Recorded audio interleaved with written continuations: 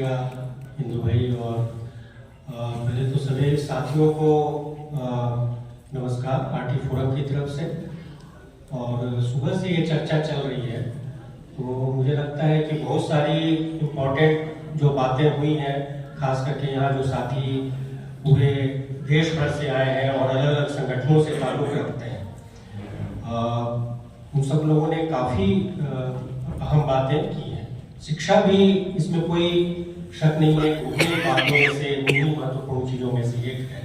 और ख़ास करके जब हम यहाँ पे जो लोग सभागार में हैं और जिन संगठनों को रिप्रेजेंट करते हैं, खास करके असंगठित मजदूर हैं या बाकी महिलाएं हैं या और भी जो कामगार हैं, इन सारे लोगों को मुझे लगता है कि शिक्षा इस समय सबसे ज़्यादा इसी तबके के लिए खतरे में पड़ी हुई है। और तो इसको लेकर के मैं चंद बातें आप लोगों के सामने कहूँगा। आप सब लोगों को मालूम होगा शायद कि शिक्षा अधिकार कानून एक है जो कि मौलिक अधिकार है बच्चों का, और 6 से 14 साल तक के बच्चों को ये मिला और 1 अप्रैल 2010 को ये कानून लागू हुआ। लेकिन उसका अभी जो स्टेटस है, करीब 1.5 साल पहले जब संसद में सवाल पूछा गया कि अभी आरटी एक्ट के कानून की इम्प्लीमेंटेशन का क्या स्टेटस है, तो आपको जान करके आश्चर्य होगा कि पूरे देश भर में राष्ट्रीय स्तर पर ये 25% स्कूलों में ही लागू है।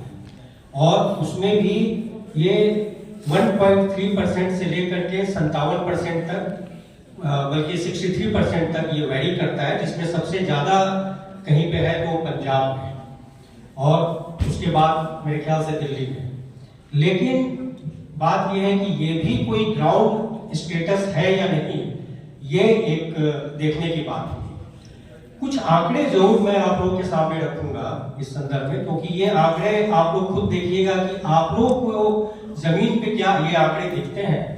अभी 13 मार्च को पिछले साल संसद में सवाल हुआ कि स्कूलों से कितने बच्चे बाहर हैं, क्योंकि सरकार भी चाहती है कि सारे बच्चे स्कूल में हो, हम लोग भी चाहते हैं, जाहिर सी बात है।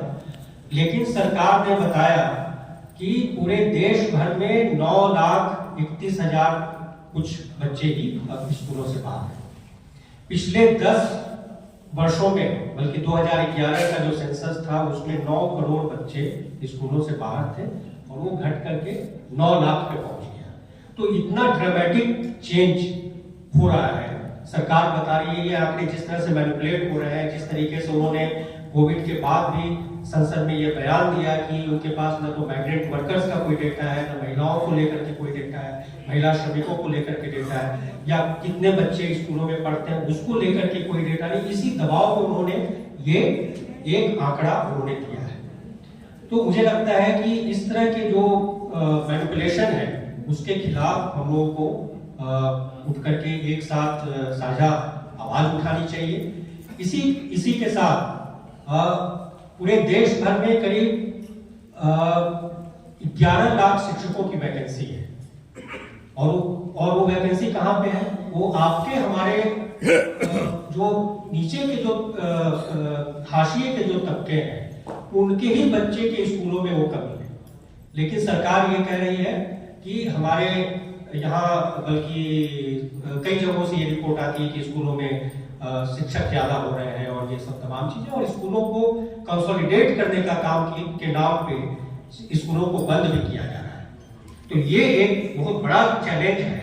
और नीति आयोग ने अभी हाल ही में एक रिपोर्ट निकाली जिसमें उन्होंने प्रोजेक्ट 7 करके, जो कि मध्य प्रदेश, उड़ीसा और झारखंड में अभी चल रहा है खास करके, और उसका जिम्मा उन्होंने दिया है किसको? पिरामल फाउंडेशन और बोस्टन कंसल्टेंसी ग्रुप को, ये पूरे एजुकेशन को ट्रांसफॉर्म करने के लिए। और सरकार का कहना है कि वो एसडीजीज के लाइन पे और एनईपी के लाइन पे, इस पे वो इस पूरे प्रोजेक्ट को आगे बढ़ा रही है। और इस तरह से वो पूरे शिक्षा को सभी बच्चों के लिए समावेशी बनाना चाहती है और उसको यूनिवर्सलाइज भी करना चाहती है, सारे बच्चों को स्कूल में ले आना चाहती है। लेकिन वो स्कूलों को बंद करके ये काम करे, ये बड़ी आश्चर्य की बात है। और इसलिए मैं ये कह रहा हूं कि अभी हमारे साथी अरविंद जी ने कहा अपनी बातचीत में कि मुद्दा क्या है? राजनीतिक मुद्दा है। शिक्षा भी एक राजनीतिक सवाल है, किसके बच्चों को शिक्षा मिलेगा? किसको नहीं मिलेगा और सर उस पर कब्जा किसका रहेगा।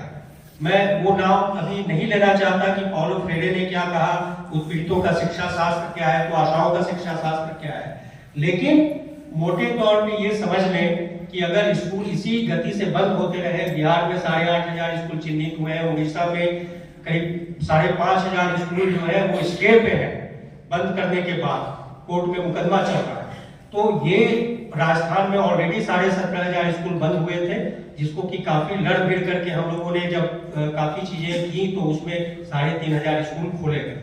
ये पिछले समय की बात है। नीति जो